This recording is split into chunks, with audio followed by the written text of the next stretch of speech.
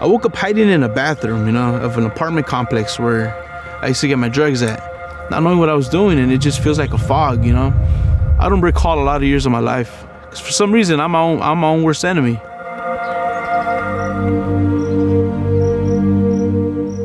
At a young age, I used to play soccer, baseball. I love to cook.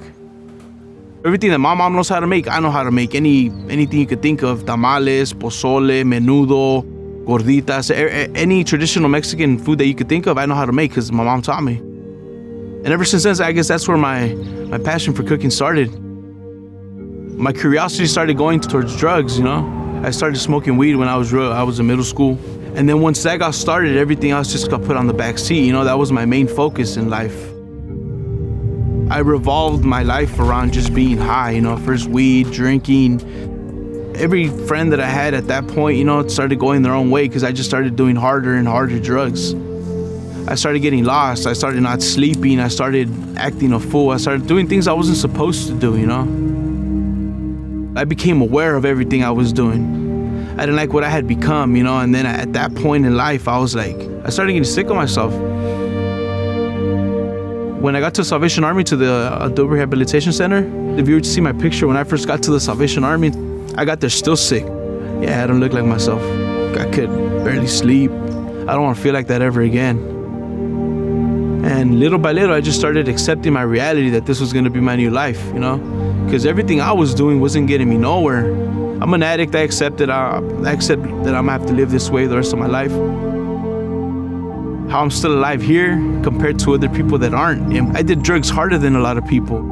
There's a purpose for me being here. I was there with Major Jerry Esqueda, and he gave me his hand and he's like, hey, you know what? You're about to give your life to Jesus.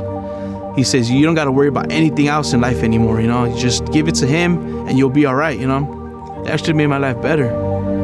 It pointed me in the direction that I am now. It's a life that I never thought I could have for myself. I earned this code by graduating the Culinary Training Academy from the Salvation Army. The majority of my job experience is in kitchens. So once they found that out, they put me into the kitchen and I became the kitchen lead. The hospitality industry is hurting for good, sober individuals to work in their restaurants and in the hotels. And then on the flip side, there are people that need those skills to be able to get those jobs who don't have the money to afford maybe junior college tuition for culinary. So people can't afford that. So they're trying to meld those two things together. So we house people in the program and after the program as they're getting their lives put back together in recovery. They're teaching us how to cook, all the methods, all the dishes, and they teach us the cutting techniques, everything basic that you're gonna need to know when you go into a kitchen.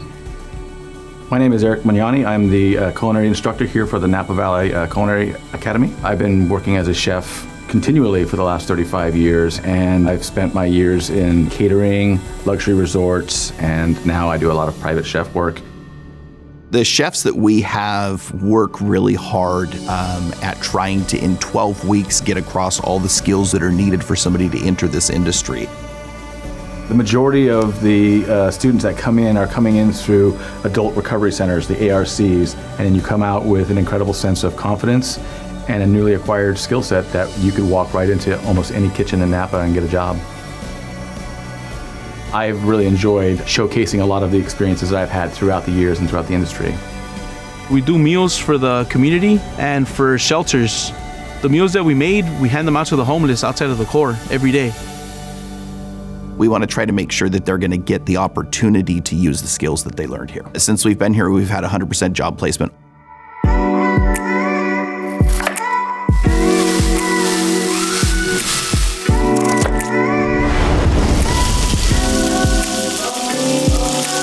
I have some of my graduates working with me in my private chef business, and it's a huge success. 9 months for me completing the program, I moved out, got my own place. I got myself a second job at a casino, cooking as well. Seeing somebody like Ricardo go to work there and move his way up, I believe he's the lead line cook there now. Everything's cooked to order. Everything's made from scratch. I go there to work. I go there to cook, try to make everything better, try to perfect, like let's say my steak temperatures, my plating, because if it looks nice, people like it and people buy it. It actually makes people's day, you know what I mean? Like it makes my day. I discovered that I don't feel time. I could be there 10 hours, 11 hours, I could work 6 days and I don't feel time. These students actually head up the challenges and take them on and continue to succeed. To me, there's no better feeling. They're out there and they're doing what they were trained to do. I have 616 days of sobriety right now with no mind-altering substance in me. There was love shown to Ricardo that changed his life. And because of that love and that help that only came from Jesus Christ, because that was the motivation for doing it. But because of that, now Ricardo's doing the same thing for other people around him. And that's Jesus. He actually runs our NA and AA program over there at the Mise en Place that we have, which is the back end housing of our program for 2.5 years. He really is a great support to the other guys in the program, and that's a huge thing for us. My hopes for the future is being the executive chef of some kitchen out there somewhere, you know?